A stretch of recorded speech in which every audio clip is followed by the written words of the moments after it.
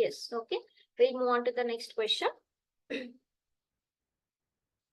Yes, ಏನ್ ಹೇಳ್ತಾರೆ?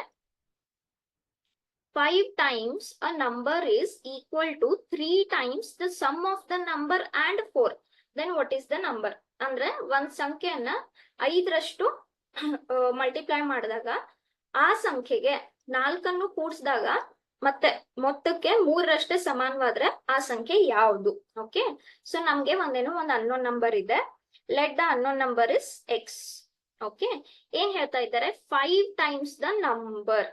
5 times the number ಅಂದ್ರೆ 5 ಸಲ. ಓಕೆ, ಸೊ 5 ಸಲ ನೀವು ತಗೊಂತಾ ಇದ್ದೀರಾ. ಅದ್ ಹೇಗ್ ಬರೀತೀರಾ? 5x. ಹೌದಾ? Then is equal to 3 times. Okay, 3 times ಅಂದ್ರೆ 3 ಸಲ. ಹೌದಾ?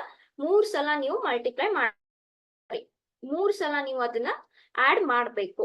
S, 3 times of what?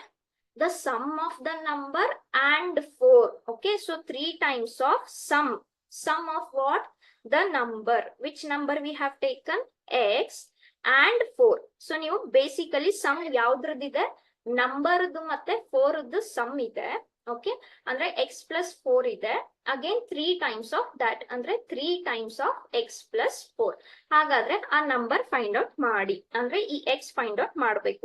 So ಇಲ್ಲಿ ಎಷ್ಟಾಯ್ತು? 5x ಅಂತಾನೆ ಉಳಿತು.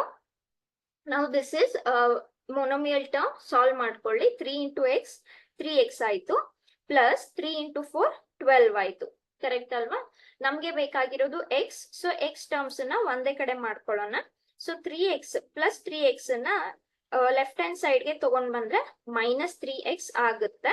So 5x minus 3x is 2x, and I want the value of x, which is 12/2, which will give you the answer as 6.